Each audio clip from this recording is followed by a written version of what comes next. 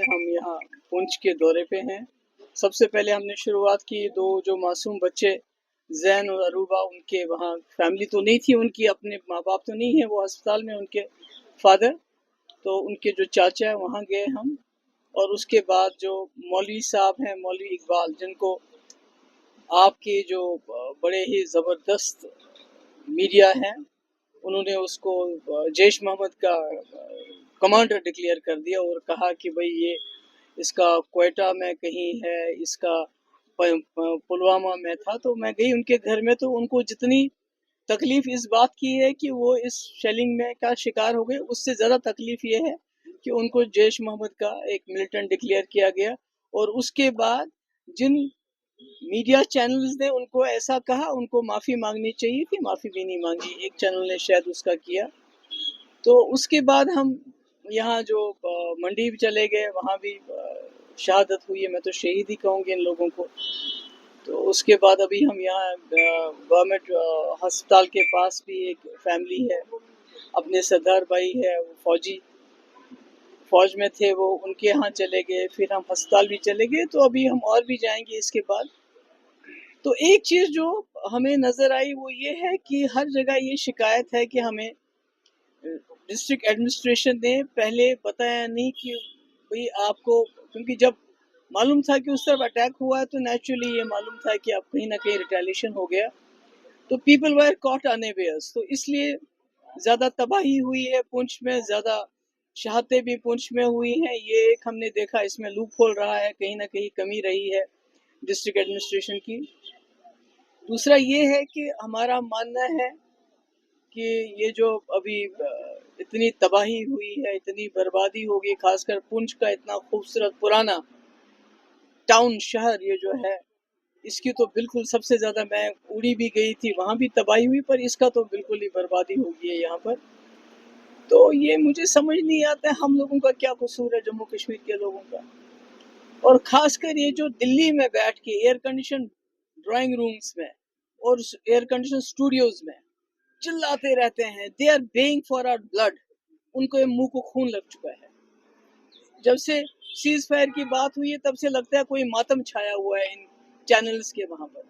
मैं उनको दावत देती हूँ, आपकी टिकट्स, आपके रहने का खर्चा मैं दूंगी, आप यहाँ आओ, बॉर्डर्स पे रहो अपने फैमिलीज को लेके, बच्चों को लेके, और उसके बाद जंग का तमाशा देखो। वहां पर अपने स्टूडियोज में बैठ के जंग का तमाशा नहीं देखो, क्योंकि मैंने देखा जो पहलगाम में हुआ बहुत बुरा हादसा था, दहशतगर्दी कोई भी बर्दाश्त नहीं करेगा। मगर जितना इन मीडिया चैनल्स ने माहौल बनाया जंग के लिए, मुझे समझ नहीं आती why they are so blood thirsty. ये देखते नहीं कि हमारे बच्चे, हमारी औरतें, हमारे लोग जिनका कोई लेना देना नहीं जंग के साथ, वो किस तरह यहाँ, किस तरह घर उजड़ गए हैं, बर्बादी हो गई है, कहाँ से बनाएंगे। जिंदगी भर लोगों ने पैसा, बारिश है। एक तो इनको जो है डिक्लेयर किया जाना चाहिए, शहीद है ये, तो इसमें तो कोई शक नहीं होना चाहिए, बिकॉज निहत्थे लोग थे, मासूम लोग थे, इनका ना जंग से लेना ना देना, ना उन्होंने जंग शुरू की, ना इनकी मर्जी से जंग हुई। दूसरा ये है कि जो मकान डिस्ट्रॉय हुए हैं, कम से कम 50 लाख रुपए मिलना चाहिए, जो बिल्कुल तबाह हो गए हैं, जिनका रिपेयर है उनका भी, उसका कम से कम 50% मिलना चाहिए। और जितने भी हमारे लोग शहीद हुए हैं उनको एक जॉब मिलनी चाहिए, कम से कम इतना। तो मुझे लगता है इतना तबाही के बाद कम से कम यहाँ के जो लोगों को इतनी मुसीबत देखनी पड़ी, क्योंकि घर में कोई नहीं है, गरीब लोग हैं, बेबस लोग हैं, जो घर का कमाने वाला था वो चला गया, तो अब कौन खाएगा। अभी मैंने देखा यहाँ जहाँ मैं गई, छोटे छोटे दो बच्चे हैं, ये जो सरदार भाई हैं हमारे, दो छोटे छोटे बच्चे हैं, उसके एक बेटा और बेटी, तो कौन कमाएगा उनके लिए। तो मेरी सरकार से यही गुजारिश है कि इसमें इनको बड़ी अच्छी तरह से रिहैबिलिटेशन पैकेज होना चाहिए। और कई जगह मैं सुरनकोट में गई तो मुझे वहाँ शिकायत आई कि जिनका इंश्योरेंस है उनको जेके बैंक इंश्योरेंस कहता है ये जंग थी, वॉर का हम इंश्योरेंस, तो ये क्या कमाल है, ये कैसे चलेगा। तो बाकी जहाँ तक आप जानते हैं कि मैं जब से ये शुरू हो गया, मैंने पहले दिन से बोला है, जंग किसी मसले का हल नहीं है, क्योंकि जब जंग होती है तो ये शुरू तो हो जाती है, पर इससे हासिल कुछ नहीं होता है, बल्कि दोनों तरफ की हार हो जाती है। क्योंकि मासूम लोग दोनों तरफ से मारे जाते हैं। अगर यहाँ जैन और अरूबा मारी गई, 12 साल, अभी उनके 25 अप्रैल को उनका बर्थडे, 12 साल के हो गए। वहाँ मैंने देखा छोटा बच्चा 7 साल का इर्तिजा अब्बास, छोटा सा 7 साल का बड़ा खूबसूरत सा बच्चा, वो उसको भी यहाँ शेल लगा तो उसकी वो ऐसे हो गया। तो मैं समझती हूँ ये बुरा है।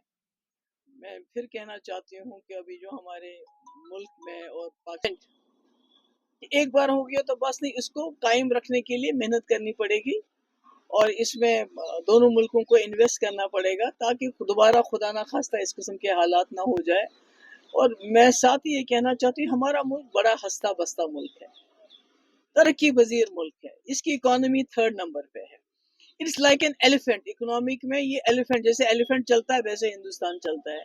मगर ये जो बेड़ी है इसके पाँव में, ये जो एक समस्या है जिसको वाजपेयी जी कहते थे कि हम कश्मीरी की समस्या का समाधान इंसानियत के दायरे में करेंगे, तो मैं समझती हूँ कि कश्मीर को सिर्फ टेरर के नजर से नहीं देखना चाहिए, सिक्योरिटी की नजर से नहीं देखना चाहिए, इंसानियत की नजर से देखना चाहिए और इसका हल भी इंसानियत के हिसाब से ही होना चाहिए। अभी देखिए, आपने देखा पहलगाम में हादसा हो गया तो कश्मीरी सबसे पहले बाहर आ गया, हड़ताल की, प्रोटेस्ट किया, जो उससे हो सकता है। और जो घोड़े वालों ने, आपको पता है कितना उसमें रोल किया, वहाँ के टैक्सी वालों ने, वहाँ के आम लोगों ने जो खून भी दे दिया, उनके बस में ये बेचारों के था नहीं, वो क्या कर सकते थे। मगर मैं तभी कहती हूँ कि अगर कश्मीरी एक कदम चला है तो अब गवर्नमेंट ऑफ इंडिया को 2 कदम चलना चाहिए और इस समस्या का जो समाधान है इंसानियत के दायरे में। हमारा मुल्क तो गांधी का मुल्क, हमारा तो मुल्क डेमोक्रेटिक मुल्क है, डेमोक्रेसी है, तो सिर्फ सिक्योरिटी के एंगल से या टेरर एंगल से जम्मू कश्मीर को ट्रीट करना मैं समझती हूँ वो सही नहीं है। और एक बड़ा भाई बन के हमारा मुल्क इस सारे खिते में, विजा विज पाकिस्तान की बात नहीं कर रही हूँ, अभी देखिए बांग्लादेश हमसे दूर हो रहा है, नेपाल हमारे साथ नहीं है जैसा होना चाहिए था, श्रीलंका जिस तरह साथ होना चाहिए नहीं, मालदीव को देखिए। मतलब हमारा जो हम कहते हैं कि हमने दुनिया में अपनी लीडरशिप कायम करनी है, जब हम अपने रीजन को नहीं संभाल सकते तो दुनिया में क्या जाएंगे। मेरी गुजारिश यही होगी जो दिल्ली में हमारी सरकार है और उसके साथ अपोजिशन पार्टीज, खासकर कांग्रेस से भी मैं गुजारिश करना चाहती हूँ कि जम्मू कश्मीर में जवाहरलाल नेहरू का बड़ा रोल है और उन्होंने जम्मू कश्मीर को एक बहुत बड़ी एक ताज की तरह सजाया था।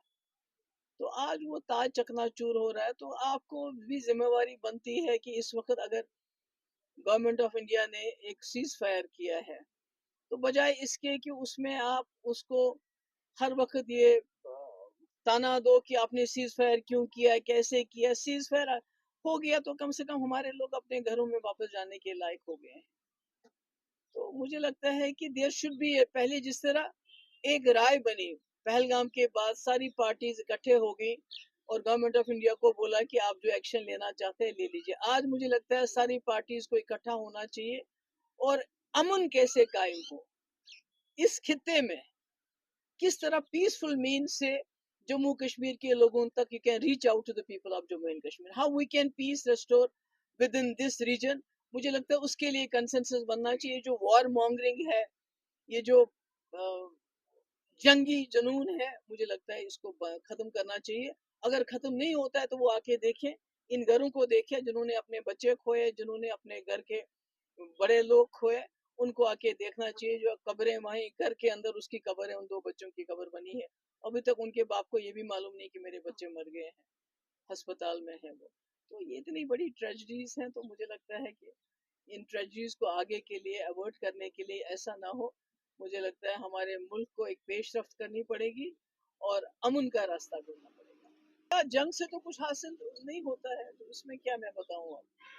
और मुझे बताओ कि ये जो लोग हमारे मारे गए, इनका क्या कसूर था, बताओ मुझे। अगर कोई उनको मारा हो तो मैं बोलूं कि हाँ कुछ हो गया। ये भी जान नहीं, देखिए मैंने सुना नहीं, पीएम साहब को मैंने सुना नहीं, हो सकता है कि अभी पूरे मुल्क में बहुत वो एक टेंशन की सिचुएशन थी, बाकी थी, तो कभी कभी ये स्लिप भी हो जाता है। मगर ये सही है कि जितनी बर्बादी पुंछ में हुई है, मतलब इंसान का दिल दहल उठता है, ये जो घरों में अंदर आके गोले गिरे हैं, और सबसे ज्यादा कैजुअलिटीज तो पुंछ में हुई है। और उसमें खब्स खब्स ये जो बच्चे 2 12 साल के ट्विंस, تو دل دہل جاتا ہے انسان کا. تو یہ مجھے معلوم نہیں کہ کیوں وہ مس ہو گیا.